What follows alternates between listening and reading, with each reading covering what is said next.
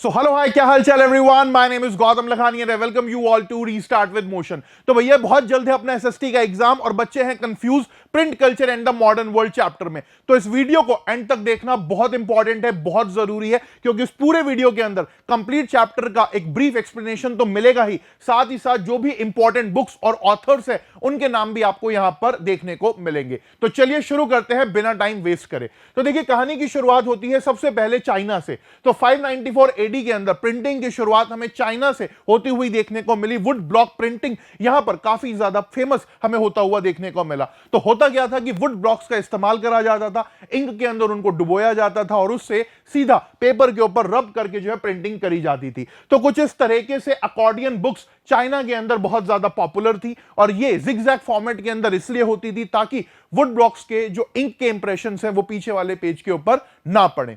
इसके बाद आगे की तरफ हम देखते हैं कि चाइना से जो बुद्धिस्ट मिशनरीज हैं वो प्रिंटिंग टेक्नोलॉजी को जापान लेकर के पहुंचती हैं और सबसे पहली ओल्डेस्ट जापानीज बुक जिसको प्रिंट करा गया उसका नाम था बुद्धिस्ट डायमंड सूत्रा। तो 868 एडी के अंदर कुछ इस तरीके से ये बुद्धिस्ट डायमंड सूत्रा को तैयार करा गया। बुद्धिज्म से रिलेटेड किताब थी ये और वुड कट इलस्ट्रेशंस या कहूं वुड ब्लॉक्स का इस्तेमाल ही यहां पर करा गया था इसको बनाने के लिए, इसको कंपाइल करने के लिए। कुल मिलाकर के 6 शीट ऑफ द पेपर इसके अंदर हमें देखने को मिलते हैं, यानी कि ये 6 पन्नों की ही किताब थी, ओल्डेस्ट जापानीज बुक जिसका नाम है द बुद्धिस्ट डायमंड सूत्रा। इसके बाद हम आगे की तरफ देखते हैं कि धीरे धीरे करके प्रिंट जो है वो थोड़ा विजुअलाइजेशंस के अंदर भी आने लगा, पॉपुलर होने लगा, स्प्रेड होने लगा। तो हम बात करते हैं उकियो की। उकियो के एक तरीके का आर्ट था जिसको कितागावा उतोमारो ने बहुत ज्यादा पॉपुलर करा था। इसको एक फ्लोटिंग आर्ट कहा जाता था। फ्लोटिंग आर्ट का मतलब क्या है कि भाई आसपास जो भी चीजें होती थी वो देखते थे, उसको सीधा क्या कर दिया जाता था, कुछ इस तरीके से पेंटिंग्स के थ्रू, इलस्ट्रेशंस के थ्रू डिपिक्ट कर दिया जाता था।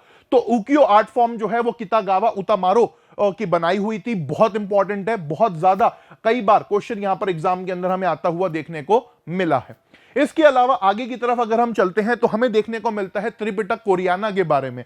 त्रिपिटक कोरियाना की जब मैं बात करता हूं तो 80,000 वुड ब्लॉक्स का इस्तेमाल करके इस पूरी की पूरी किताब को यहां पर तैयार करा गया था। आप देख सकते हैं कि किस तरीके से उन वुड ब्लॉक्स को आज भी संभाल करके रखा गया है। तो आप मान करके चलिए कि कोरिया के अंदर जब बात आती है बुद्धिस्ट लिटरेचर से रिलेटेड तो यह बहुत पुरानी किताब है त्रिपिटक कोरियाना, जिसमें बुद्धिस्ट राइटिंग, बुद्धिज्म से जुड़ी हुई बातें लिखी गई हैं और 80,000 वुड ब्लॉक्स का इस्तेमाल करा गया था इसको तैयार करने में। इसके अलावा हम यहां पर देखते हैं कि धीरे धीरे करके आगे की तरफ जैसे जैसे प्रिंटिंग टेक्नोलॉजी के अंदर डेवलपमेंट वगैरह हमें होते हुए देखने को मिले तो हम देखते हैं कि 14वीं सेंचुरी के आसपास मूवेबल मेटल टाइप से जिगजी नाम की किताब कोरिया के अंदर यहां पर जो है प्रिंट करी गई। सबसे खास बात क्या है कि मूवेबल मेटल टाइप्स का इस्तेमाल इसके अंदर करा गया था। ज़ेन बुद्धिज्म के बारे में यह बताती है और लगभग 150 मॉन्क जो भारत से भी शामिल थे, चाइना से भी शामिल थे, कोरिया से भी शामिल थे,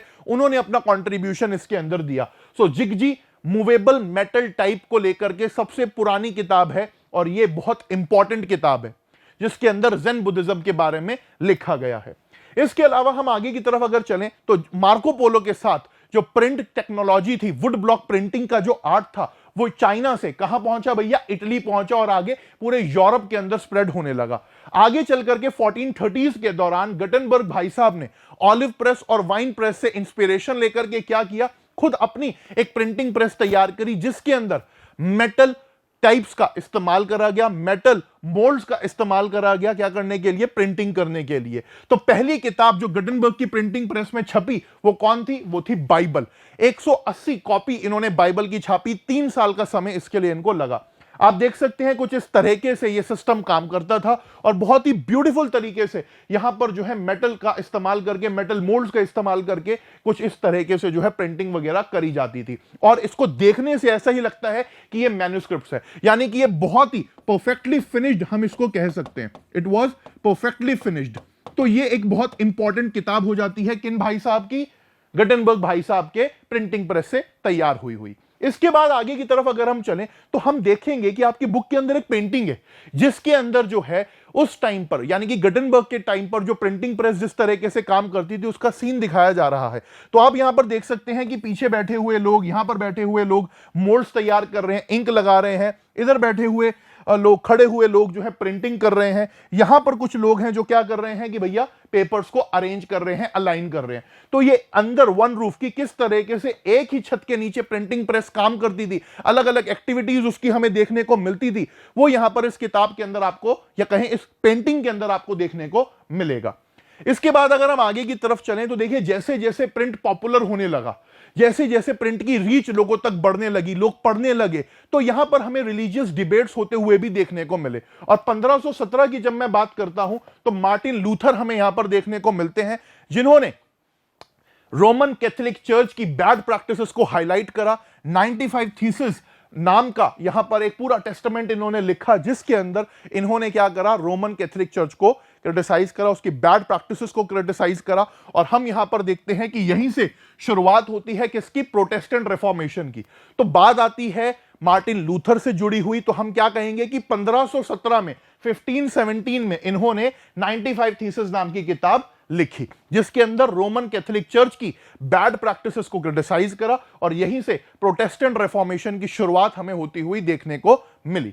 आगे की तरफ जब हम चलते हैं तो हम देखते हैं कि इसी दौरान रिलीजियस डिबेट्स के मामले में कुछ और लोग भी हमें यहां पर देखने को मिलते हैं, जिसमें से एक भाई साहब थे जिनका नाम था एरास्मस। ये एक लैटिन स्कॉलर थे, इन्होंने भी अपनी किताब एडेगिस के अंदर जो है रोमन कैथोलिक चर्च की जो थोड़ी बहुत बुराइयां थी उसको लिखा। हालांकि मार्टिन लूथर से ये काफी सहमत नहीं थे, उनसे थोड़ा दूरी बना करके ही चलते थे। तो नाम आपको यहां पर पता होना चाहिए एरास्मस का, जिन्होंने एडेगिस नाम की किताब यहां पर लिखी। इसके बाद आगे की तरफ अगर हम चलें तो देखो जैसे जैसे प्रिंट पॉपुलर होने लगा, आम जनता के अंदर प्रिंट पहुंचने लगा, मिडिल क्लास लोगों की काफी ज्यादा उम्मीदें प्रिंटिंग से थी, क्योंकि इस प्रिंट कल्चर से ही लोगों को कहीं ना कहीं उनके आइडियाज को, उनके सोच विचार को प्रभावित करने का काम करा जा रहा था। तो यहां पर एक भाई साहब हमें देखने को मिलते हैं फ्रांस के अंदर, जिनका नाम था लुई सेबेस्टियन मर्सियो। इन भाई साहब ने बहुत अच्छी बात करी। लुई सेबेस्टियन मर्सियर की जब हम बात करते हैं तो इनका मानना था कि the printing press is the most powerful engine of progress and public opinion is the force that will sweep despotism away. अब इस तरीके का कई बार आपके एग्जाम में एमसीक्यू पूछ लिया जाएगा कि यह स्टेटमेंट किसने दिया था, तो लुई सेबेस्टियन मर्सियर ने यह स्टेटमेंट दिया था। इनका मानना था कि जब लोग पढ़ेंगे, लिखेंगे, लोग प्रिंटिंग के साथ जुड़ेंगे, प्रिंटिंग रेवोल्यूशन का इंपैक्ट जब हमें लोगों के ऊपर देखने को मिलेगा, तो जो फ्रांस के अंदर, यूरोप के अंदर डेस्पोटिज्म है, जो राजाओं का निरंकुश रूल है, उसको कहीं ना कहीं हम क्या कर पाएंगे, कंट्रोल कर पाएंगे। इसीलिए यही बात को इन्होंने प्रोक्लेम करने के लिए, इसी बात को और प्रभावी तरीके से लोगों के सामने रखने के लिए इन्होंने tremble therefore tyrants of the world भी यहां पर एक स्टेटमेंट दिया था। तो ये दो स्टेटमेंट जो है लुई सेबेस्टियन मर्सियर भाई साहब ने दिए थे फ्रांस के अंदर। आगे चल करके हम देखते भी हैं कि जो भी वोल्टायर, रूसो, जॉन लॉक के आइडियाज थे, उनसे इंस्पायर होकर के फ्रेंच रेवोल्यूशन में एक बहुत बड़ा इंपैक्ट हमें यहां पर देखने को मिला था।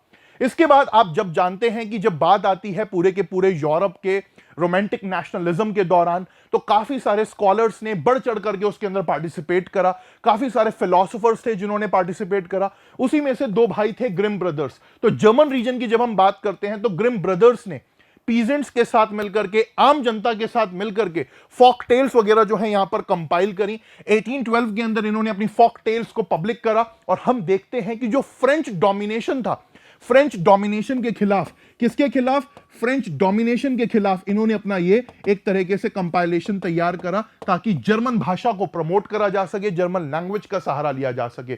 सो ग्रिम ब्रदर्स ने यहां पर एक इंपॉर्टेंट रोल प्ले करा।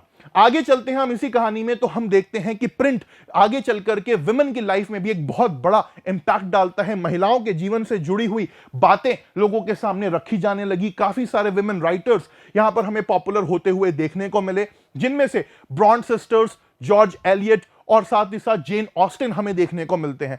तो अब लोगों के सामने महिलाओं को लेकर के, महिलाओं की पर्सनालिटी को लेकर के, महिलाओं के सोचने और समझने के तरीकों को लेकर के भी यहां पर चीजें प्रेजेंट करी जाने लगी। और हम देखते हैं कि प्रिंट ने एक बहुत इंपॉर्टेंट रोल प्ले करा स्टीरियोटाइप्स को ब्रेक करने में, या लोगों के जो परसेप्शंस या प्रेजुडिस बने हुए थे महिलाओं के खिलाफ, उनको ब्रेक करने में। तो यहां पर कुछ ये विमेन राइटर्स हैं जिन्होंने काफी इंपॉर्टेंट किताबें लिखी महिलाओं को लेकर के, महिलाओं के इश्यूज को लेकर के। इसी दौर में अगर हम आगे की तरफ चलें तो हम देखते हैं कि धीरे धीरे करके प्रिंटिंग लिटरेचर और प्रिंटिंग कल्चर के अंदर डेवलपमेंट होने लगे, प्रिंटिंग टेक्नोलॉजी के अंदर डेवलपमेंट्स होने लगे। और रिचर्ड एम हो भाई साहब ने 1830s के दौरान कुछ इस तरीके से सिलेंड्रिकल ड्रिवन प्रेस यहां पर तैयार करी, जो 1 घंटे के अंदर पर आवर कितने शीट्स, 8000 शीट्स ऑफ पेपर यहां पर प्रिंट करती थी। तो हो सकता है कि ये इमेज आपसे पूछ ले कि ये इमेज किसकी है, कौन है ये भाई साहब, तो रिचर्ड एम हो है, जिन्होंने पावर ड्रिवन सिलेंड्रिकल प्रेस यहां पर तैयार करी थी। इसके बाद हम देखते हैं कि प्रिंट जब भारत पहुंचता है ना, तो पोर्चुगीज अपने साथ जब प्रिंटिंग टेक्नोलॉजी को इंडिया के अंदर इंट्रोड्यूस करते हैं, तो भारत के अंदर भी प्रिंटिंग कल्चर धीरे धीरे डेवलप होने लगता है। भारत के अंदर शुरुआती दिनों में पहले मैन्युस्क्रिप्ट्स वगैरह चला करती थी। ऋग्वेद या जो भी हमारे बाकी के 4 वेद हैं वो ऑलरेडी आपको भारत के अंदर देखने को मिलते हैं। उसके साथ पुराण हो गए, महाभारत हो गए, और भी काफी सारा रिलीजियस टेक्स्ट हमें इंडिया के अंदर ऑलरेडी देखने को मिलता था।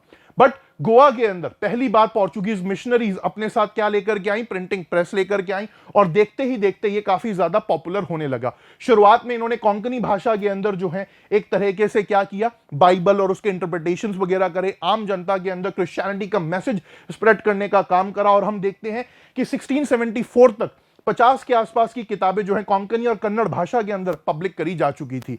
इसके अलावा कैथोलिक प्रीस्ट ने भी तमिल बुक्स जो है कोचिन वाले एरिया के अंदर आकर के पब्लिश करी। आगे चल करके जब डच प्रोटेस्टेंट मिशनरीज आए, तो उन्होंने भी 1710 के अंदर क्या किया, काफी सारे जो है तमिल टेक्स्ट यहां पर जो है आम जनता के बीच में पहुंचाएं। तो हम देखते हैं कि भारत के अंदर चाहे कैथोलिज्म हो या प्रोटेस्टेंट्स हो, इन्होंने अपने अपने जुड़े हुए लिटरेचर को लोगों तक पहुंचाने के लिए क्या करा, आम जनमानस की जो वर्नाकुलर भाषा थी उसका सहारा लिया, और प्रिंटिंग की मदद से लोगों तक वो बातें पहुंचाई गई, क्रिश्चियनिटी का मैसेज पहुंचाया गया।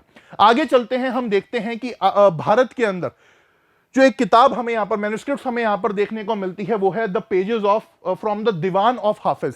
तो जो भी लोग, ये दीवान ऑफ हाफिज की जब मैं बात करता हूं, तो जो भी लोग उस टाइम पर राजा महाराजाओं के कोर्ट में रहा करते थे, दरबार में रहा करते थे, उनके जीवन से जुड़ी हुई कहानियां इस किताब के अंदर आपको यहां पर देखने को मिलेंगी।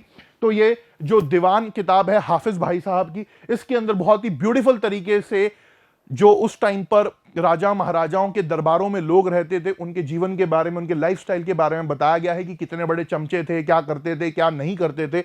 और बहुत ही ब्यूटीफुल किताब है ये, मैन्युस्क्रिप्ट है, हाथ से लिखी हुई किताब ये आपको देखने को मिलती है। आगे चलते हैं हम, जब भारत की बात आती है तो जेम्स ऑगस्टस हिकी भाई साहब ने 1710 के अंदर फर्स्ट वीकली मैगजीन यहां पर तैयार करी, और हम देखते हैं कि बंगाल गैजेट इसका नाम था। ये एक तरीके का कमर्शियल पेपर था, open for all but influenced by none. इसी बातों से हम देखते हैं कि ये भाई साहब आगे चल करके ब्रिटिश हुकूमत के खिलाफ लिखते हैं, और ब्रिटिश गवर्नमेंट इनके बंगाल गैजेट को बैन कर देती है। इसी के बाद फिर गंगाधर भट्टाचार्य बंगाल गैजेट की कहानी को आगे लेकर के बढ़ते हैं, और वर्नाकुलर भाषा के अंदर भी बंगाल गैजेट न्यूज़पेपर यहां पर जो है पब्लिक करा जाता है। याद रखना कि जब बात आती है जेम्स ऑगस्टस हिकी की, तो इसकी मैगजीन थी, और वहीं जब मैं बात करता हूं गंगाधर भट्टाचार्य की, तो इनका जो बंगाल गैजेट था वो वीकली न्यूज़पेपर था। ये एक फर्क है। आगे चल करके राजा राम मोहन रॉय, जिन्होंने रिफॉर्मिस्ट का काम करा, सोशल रिफॉर्म्स इंडिया के अंदर करे, सती एबॉलिशन की बात जिन्होंने सामने रखी, उन्होंने संवाद कौमुदी नाम का अखबार शुरू करा 1821 में, ताकि आम जनता तक मैसेज पहुंचाया जा सके, जो उनके विचार थे वो आम जनता तक पहुंचाए जा सके। इसी को अपोज करने के लिए हिंदू ऑर्थोडॉक्स सेक्शन ने भी समाचार चंद्रिका नाम की न्यूज़पेपर इनके खिलाफ छापा, जिसके अंदर वो अपने ओपिनियंस वगैरह, कंजर्वेटिव ओपिनियंस वगैरह रखा करते थे। देखते ही देखते हम देखते हैं कि बाकी रिलीजन्स के अंदर भी इस तरीके का प्रिंटिंग कल्चर काफी तेजी के साथ बढ़ता हुआ हमें देखने को मिला। जैसे 1822 में 2 पर्शियन न्यूज़पेपर जामे जहांनामा और शमशूल अखबार हमें देखने को मिलते हैं। अब यहां से आपके एग्जाम में क्रोनोलॉजी बेस्ड क्वेश्चन आ सकता है। क्या आ सकता है? क्रोनोलॉजी बेस्ड क्वेश्चन यहां से आपसे पूछ सकता है कि भैया पहले क्या छापा था, पहले कौन आया, पहले संवाद कौमुदी आई या पहले जामे जहांनामा आया। तो इस तरीके से आपको एक क्रोनोलॉजी पता होनी चाहिए। तो सबसे पहले अगर इंडिया की हम बात करें तो जेम्स ऑगस्टस हिकी का बंगाल गैजेट, आगे चल करके गंगाधर भट्टाचार्य का बंगाल गैजेट, देन उसके बाद राजा राम मोहन रॉय का संवाद कौमुदी, देन समाचार चंद्रिका हिंदू ऑर्थोडॉक्स सेक्शंस का, और उसी के साथ साथ जामे जहांनामा और शमशूल अखबार हमें देखने को मिलते हैं। 1922 के अंदर ही, सेम ईयर के अंदर ही, बॉम्बे समाचार नाम का एक गुजराती न्यूज़पेपर भी हमें लोगों के अंदर पॉपुलर होता हुआ देखने को मिला।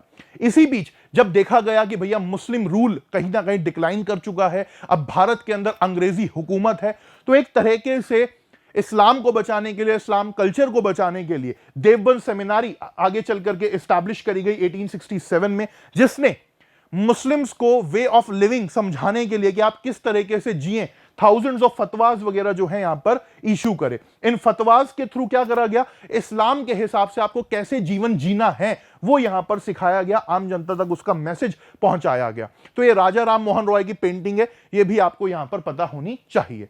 इसके बाद हम देखते हैं कि भैया आगे चल करके हिंदू सेक्शन के हिंदू सोसाइटी के अंदर भी तुलसीदास जी की लिखी हुई रामचरितमानस कलकत्ता के अंदर 1810 के अंदर पब्लिक करी गई, उसको प्रिंट करा गया। और आगे चल करके जयदेव जी की लिखी हुई गीता गोविंद भी पब्लिक करी गई, प्रिंट करी गई। साथ ही साथ हम देखते हैं कि हिंदुइज्म से जुड़ा हुआ जितना भी कल्चरल चीजें थी, पब्लिक जो भी प्रिंटिंग करी जाती थी, तो दो प्रेस यहां पर काफी ज्यादा मशहूर थी, नवल किशोर प्रेस लखनऊ की और श्री वेंकटेश्वर प्रेस बॉम्बे की।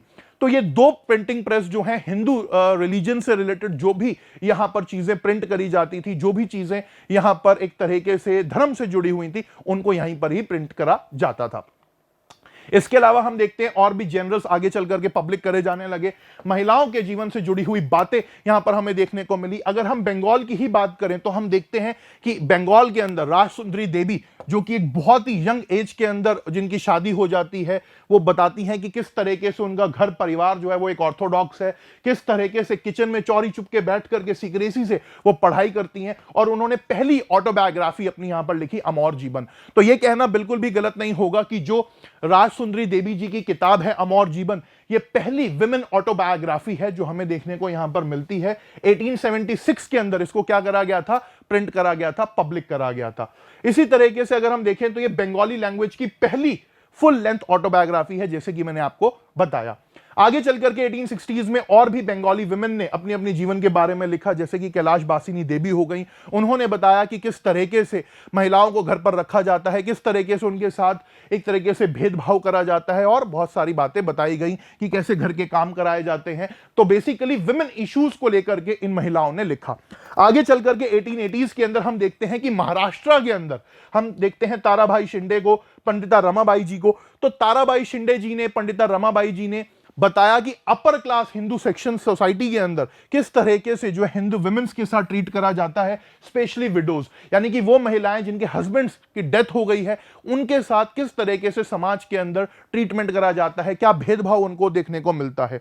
इसी तरीके से 1926 में आगे चल करके बेगम रोकेया शेखावत हुसैन जी ने बहुत बड़े लेवल पर महिलाओं को पढ़ाने लिखाने का काम यहां पर करा। हम देखते हैं कि इन्होंने बहुत बड़े लेवल पर विमेन एजुकेशन कॉन्फ्रेंस भी ऑर्गेनाइज करी बंगाल के अंदर, और ये सब चीजें हमें देखने को मिली। तो जब महिलाओं से जुड़ी हुई बात आती है, तो चाहे राजसुंदरी देवी हो, कैलाश बासिनी देवी हो, ताराबाई शिंदे हो, पंडिता रमाबाई हो, या बेगम रोकेया शेखावत हुसैन हो, इन सब ने कहीं ना कहीं विमेन एजुकेशन या विमेन इश्यूज को बढ़ावा देने के लिए, उनकी बातों को आम जनमानस तक पहुंचाने का काम यहां पर करा। इसी बीच हम देखते हैं कि कुछ और सेक्शंस भी थे, जैसे पंजाब की अगर मैं बात करूं तो पंजाब के अंदर राम चड्ढा जी ने स्त्री धर्म विचार लिखा। इसमें इन्होंने बताया कि महिलाओं को कैसे एक ओबीडियंट हाउसवाइफ बनना चाहिए। तो इस तरीके की किताबें भी लिखी गई जिसमें महिलाओं को कैसे आप अच्छी मां बने, कैसे अच्छी बीवी बने, किस तरीके से घर संभालें, इन सब के ऊपर भी बातें लिखी जाने लगी। खालसा ट्रैक्ट सोसाइटी ने भी इसी तरीके का काम करा, महिलाओं को लेकर के किताबें वगैरह लिखी। बंगाल की अगर मैं बात करता हूं तो बंगाल के अंदर एक इलाका, एक रीजन जिसको हम बतल्ला कहते हैं कलकत्ता के अंदर, ये एक बहुत famous centre of printing culture के तौर पर हमें डेवलप होता हुआ देखने को मिला।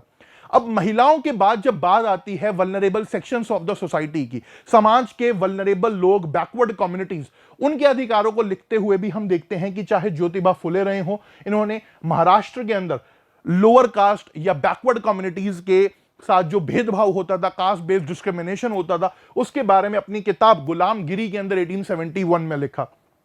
आगे चल करके डॉक्टर BR अंबेडकर जी हो गए हो या पेरियार हो गए हो मद्रास के अंदर, इन्होंने भी backward communities, schedule caste, schedule tribes के साथ जो अत्याचार होते थे, अनटचेबिलिटी की जो प्रैक्टिस होती थी, उसके खिलाफ यहां पर लिखा। आगे चल करके हम देखते हैं कि महात्मा गांधी ने भी हरिजन नाम का एक अपना न्यूज़पेपर चलाया, वीकली चलाया, जर्नल चलाया, जिसके अंदर वो बातें लिखते हैं, बताते हैं कि किस तरीके से अनटचेबिलिटी की प्रैक्टिस करी जाती है या कास्ट बेस्ड डिस्क्रिमिनेशन होते हैं। तो यहां मैं लिख देता हूं कि गांधी जी ने क्या लिखा था, हरिजन लिखा था, हरिजन नाम से उनका आता था। इसी के अलावा हम देखते हैं कि भैया काशी बाबा छोटे और बड़ों के सवाल के बारे में लिखते हैं 1938 में। तो काशी बाबा एक कानपुर मिल वर्कर थे जिन्होंने छोटे और बड़े के सवाल लिखे 1938 में, जहां पर बताया कि किस तरीके से कास्ट और क्लास एक्सप्लॉयटेशन इंडिया के अंदर हमें होता हुआ देखने को मिलता है। सुदर्शन चक्र नाम से ही हम देखते हैं कि सिमिलर एक और वर्कर थे जिन्होंने सच्ची कविताएं यहां पर लिखी और वही सब इश्यूज के बारे में बताया, वही सब प्रॉब्लम्स के बारे में बताया। और हम देखते हैं कि आगे चल करके ये सब राइटिंग्स बहुत ज्यादा पॉपुलर हुई जब बात आती है कास्ट या क्लास एक्सप्लॉयटेशंस की, कि किस तरीके से शेड्यूल कास्ट शेड्यूल ट्राइब्स के साथ भेदभाव करा जाता था। बात आती है जब नॉर्थ ईस्ट इंडिया की, तो लक्ष्मीनाथ बेजुराहा ये बहुत इंपॉर्टेंट है। लक्ष्मीनाथ बेजुराहा जी की जब मैं बात करता हूं तो इन्होंने, जैसे होता है ना वो दादी माँ की कहानियां टाइप किताबें, तो उस तरह की किताबें, आयर साधु नाम की किताब इन्होंने यहां पर लिखी। और असम में इनको एक तरीके से पायनीर माना जाता है असमीज लिटरेचर को लेकर के। तो इन्होंने असमीज लिटरेचर के अंदर बहुत इंपॉर्टेंट रोल अपना प्ले करा। तो नाम याद रखिएगा, लक्ष्मीनाथ बेजुराहा। तो ये सब लोग हैं जो यहां पर हमें देखने को मिलते हैं जिन्होंने अपना अपना कंट्रीब्यूशन दिया। आगे चल करके हम देखते हैं कि भैया जो हमारे रेवोल्यूशनरीज थे उन्होंने भी यहां पर बढ़ चढ़ करके हिस्सा लिया। जैसे कि अगर हम यहां पर बात करें, सैंडर्स नाम से द स्टेट्समैन अखबार आता था जो 1877 में शुरू हुआ था। आज भी ये अखबार आपको देखने को मिलता है, द स्टेट्समैन। इसे सैंडर्स ने शुरू करा था, वो उसके एडिटर थे। आगे चल करके हम देखते हैं कि 1857 में जब रिवोल्ट हुआ तो उसके बाद अंग्रेजों ने भारत के अंदर प्रेस की फ्रीडम को कहीं ना कहीं छीनने की कोशिश करी और 1878 में वर्नाकुलर प्रेस एक्ट लागू कर दिया गया, जिसका मेन ऑब्जेक्टिव यही था कि इंडिया के अंदर जो फ्रीडम ऑफ प्रेस है उसको छीन लिया जाए। और ये स्पेशली वर्नाकुलर न्यूज़पेपर्स के ऊपर ही था, यानी कि जो भी इंडियन लैंग्वेजेस के अंदर चीजें पब्लिक करी जाती थी, प्रिंट करी जाती थी, उसी के ऊपर रेस्ट्रिक्शंस वगैरह लगाए गए कि बिना सरकार से पूछे आप कुछ भी नहीं छाप सकते। तो 1878 के अंदर वर्नाकुलर प्रेस एक्ट को लाया गया था। साथ ही साथ हम देखते हैं कि काफी सारे रेवोल्यूशनरीज यहां पर हमें देखने को मिले, चाहे पंजाब हो चाहे महाराष्ट्र हो, जिनमें से एक थे बाल गंगाधर तिलक, जो केसरी नाम का अखबार लिखा करते थे। और आगे चल करके 1907 में स्वदेशी मूवमेंट के दौरान इनको अरेस्ट भी कर लिया गया था इनके व्यूज को लेकर के। तो बहुत सारे और भी लोग हमें यहां पर देखने को मिलते हैं। जैसे अगर यहां पर मैं बात करूं भगत सिंह जी की, तो भगत सिंह जी ने भी यहां पर जो है काफी सारी किताबें लिखी, जिसमें से एक किताब बहुत फेमस है, व्हाई आई एम अथीस्ट। तो ये किताब भगत सिंह जी की है, बहुत फेमस है कि व्हाई आई एम अथीस्ट, कि मैं क्यों कोई धर्म को नहीं मानता। इसी तरीके से एक और इनकी किताब है जिसका नाम है जेल डायरी। तो जब ये जेल के अंदर थे तो जेल में इन्होंने एक डायरी लिखी, अपने बारे में बताया, अपने जीवन के बारे में काफी कुछ बातें इन्होंने लिखी। इसी तरीके से जब मैं गांधी जी की बात करता हूं तो गांधी जी ने भी काफी सारी किताबें वगैरह यहां पर लिखी, जिसके अंदर आप देखते हो कि हिंद स्वराज एक किताब थी। इसका ईयर मुझे कमेंट्स के अंदर जरूर बताना कौन से ईयर में लिखा था। नॉन कॉपरेशन का आइडिया हिंद स्वराज के अंदर ही गांधी जी ने लिखा था। चाहे फिर यंग इंडिया हो गया हो या हरिजन हो गया हो, ये सब राइटिंग्स जो हैं किसकी हैं? गांधी जी की राइटिंग्स हैं, जो हमें यहां पर देखने को मिलती हैं। बाकी और भी हमारे रेवोल्यूशनरीज रहे जिन्होंने अपना मैसेज लोगों तक पहुंचाया, राइटिंग्स के थ्रू, न्यूज़पेपर्स के थ्रू, जर्नल्स के थ्रू, और साथ ही साथ जो है बुक्स वगैरह लिख करके। तो चाहे सरदार वल्लभ भाई पटेल रहे हों या पंडित जवाहरलाल नेहरू रहे हों, या आगे की तरफ अगर हम देखें तो चाहे श्यामा प्रसाद मुखर्जी रहे हों या सावरकर जी रहे हों, हर किसी ने अपने अपने मैसेजेस राइटिंग्स के थ्रू आम जनता तक पहुंचाने की कोशिश करी। प्रिंटिंग कल्चर का सहारा लेकर के आम जनता तक मैसेज पहुंचाए गए। तो ये था पूरा का पूरा chapter, print culture. Yes, so thank you so much everyone. I hope आपको ये वीडियो पसंद आया होगा। कमेंट्स के अंदर अपना फीडबैक जरूर देना। बाकी हमारा लाइव सेशन जो भी है रहेगा एग्जाम के दिनों में, आप उसको जरूर अटेंड करते रहिएगा ताकि फुल फ्लेज प्रिपरेशन आपकी होती रहे मेरे साथ। So all the very best everyone. चक दे फटे। जय हिंद, जय भारत, लव यू ऑल।